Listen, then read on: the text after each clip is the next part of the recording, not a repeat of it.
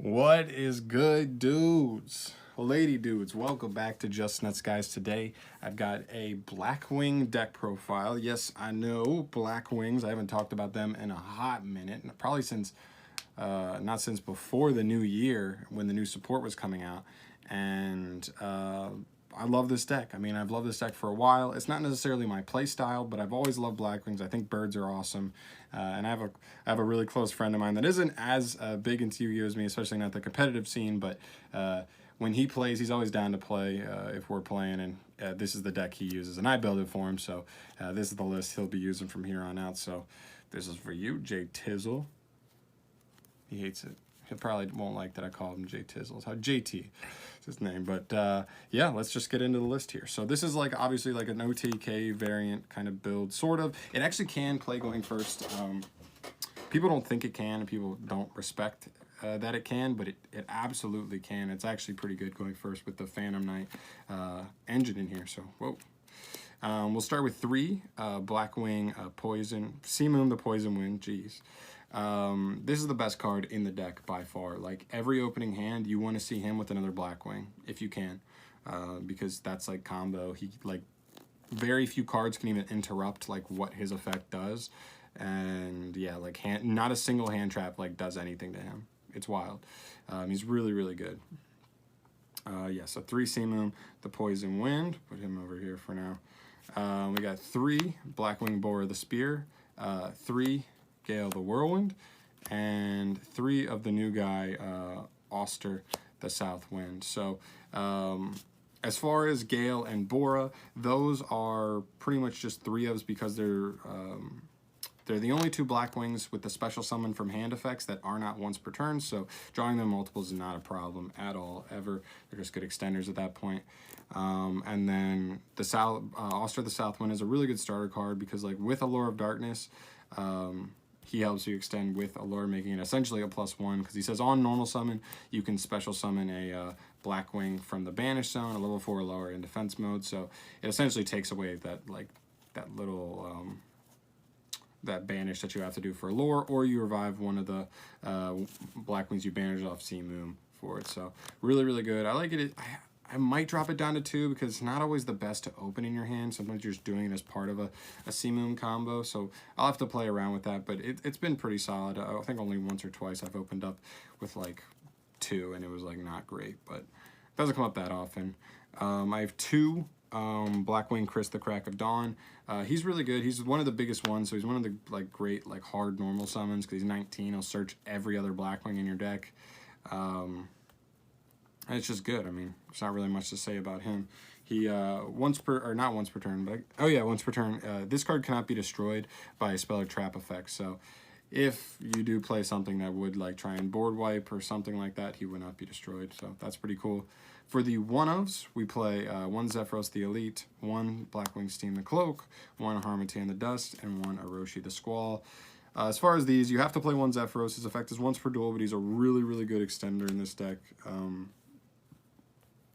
Right there. Steam the Cloak. I've thought about maybe dropping Oster down to 2 and then bumping Steam to 2 because he allows you to do such like wild link plays because every time he leaves the field, he gets you a token, which is nuts, and you can literally do that. Like, that's not once per turn, so if you can just keep reviving him and cycling him through, you'll just end up with like a ton of link fodder.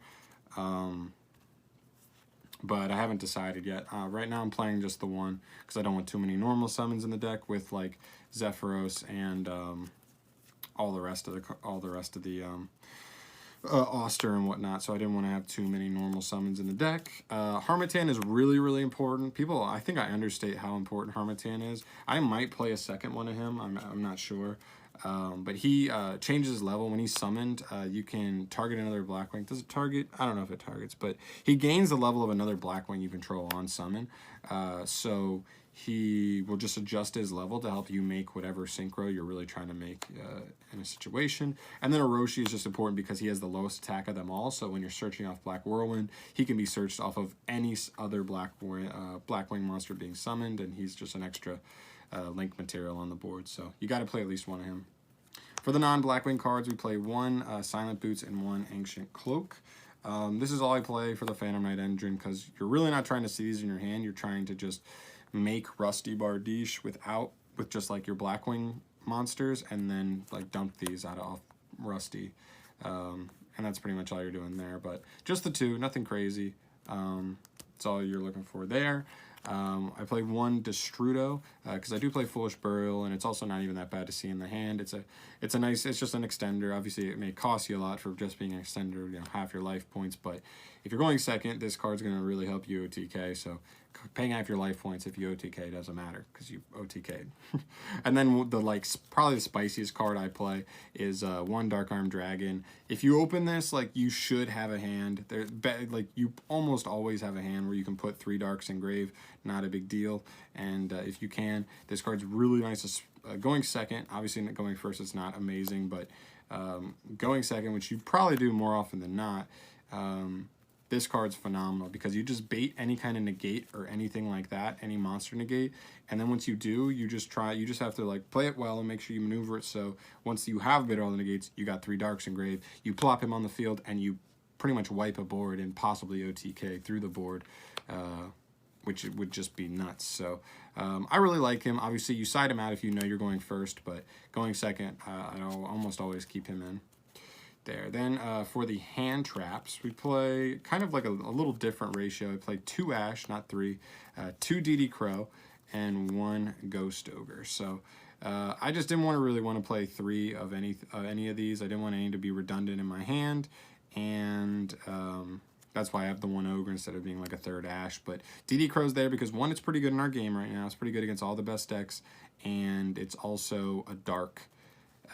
So it works with like a Lure of Darkness, and it's like an honorary Blackwing being a Darkwing beast, and Ash is Ash, so not much to say there. I only want to play 5 because like if I do go second, this deck can definitely play through boards, but like with too many disruptions, it can be rough. So these are just there to, like, if you go second, hopefully you see 1, and that's going to be enough to keep your opponent from going full combo to really just establish like an insane board, because you can break through mediocre boards like it's nobody's business. That's easy. That's easy to do.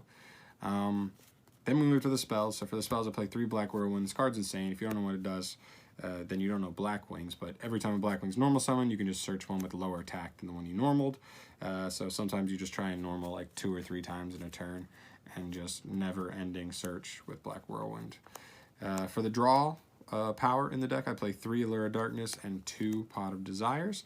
Allure is solid in this deck. I don't like spells like this usually, draw power like this. That's like, technically it's a 2 for 2, so it's just a break even. It's not even a +1.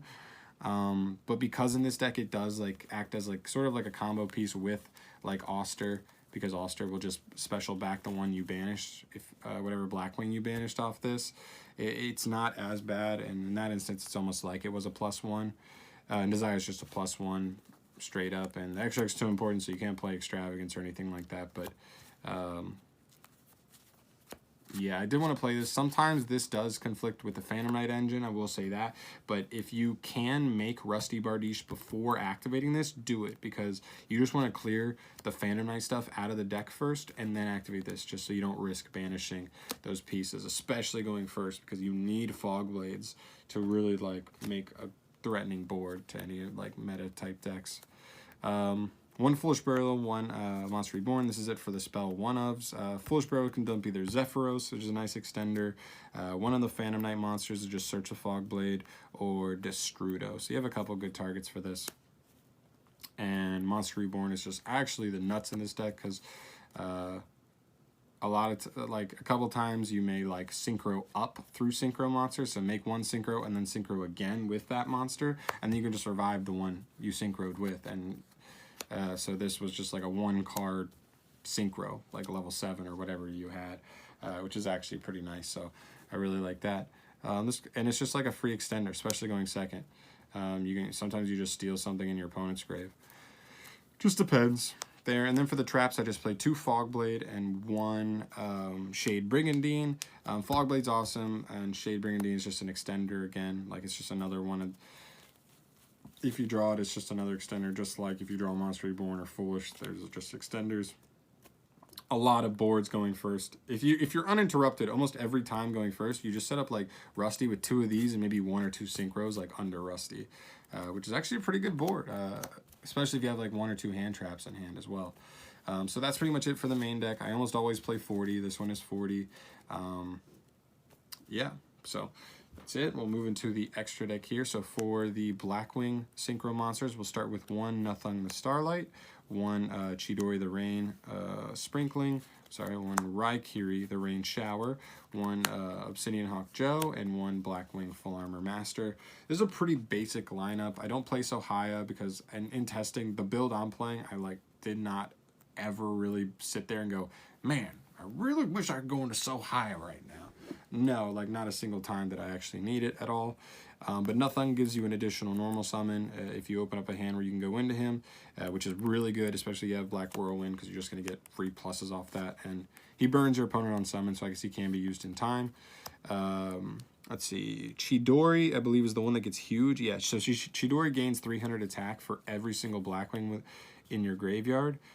So literally he becomes half the time, if you go full combo, he'll be almost 5,000. And you're usually going into him going second, obviously, to just attack for game. And then this guy can destroy monsters on the field up to the number of other Blackwing monsters you control. So obviously in an ideal situation, you've got 2 or even 3 other Blackwings on the field, and you just wipe a whole board at once. So clears a board, gets really huge to get out problematic monsters.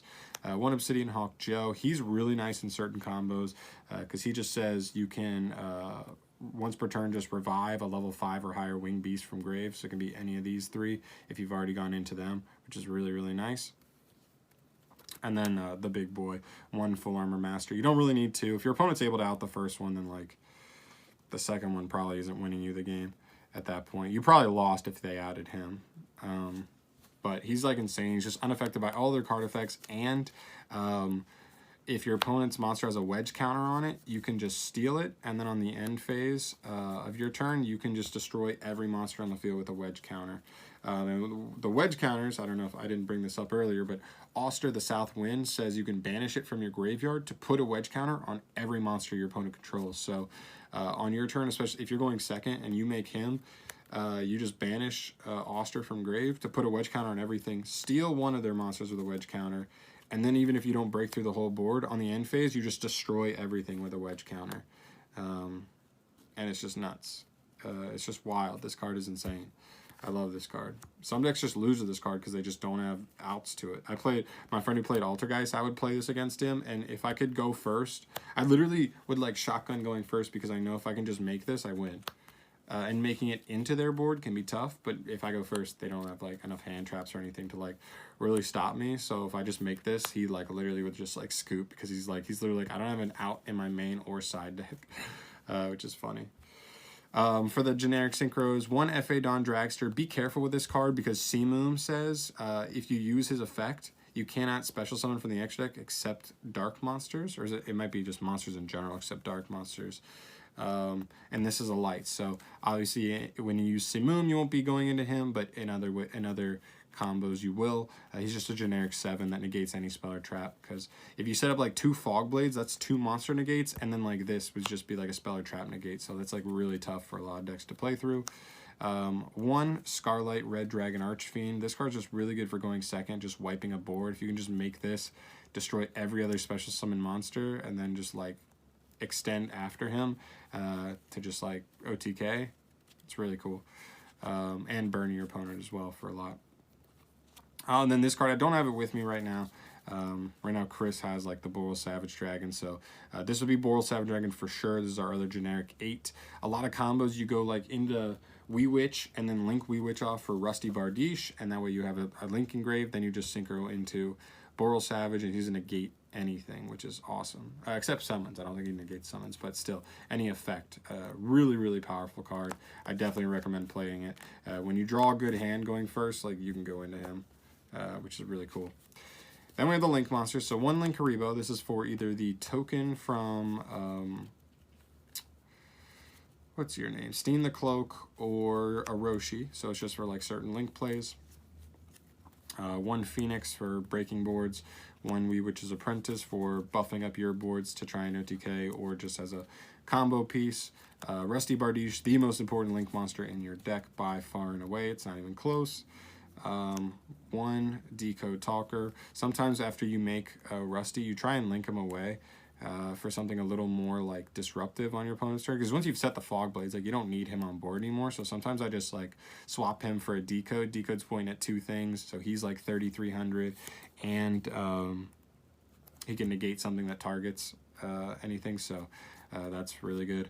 And then 1 Nightmare Unicorn, again, just like Phoenix for breaking boards. I love the Nightmare Unicorn is a dark, so you can use it the same time you use Sea Moon, but you cannot use Phoenix, but all the rest of them are dark, so just be wary of that. Don't forget the ones that you can't use, because it will bite you in the cheeks if you don't remember.